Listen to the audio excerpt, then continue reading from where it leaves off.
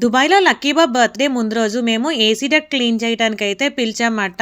దుబాయ్‌లో అనే కాదు మనకి ఇండియాలో కూడా ఈ ఏసీ డక్ట్ క్లీనింగ్ అన్నది చాలా అంటే చాలా ఇంపార్టెంట్.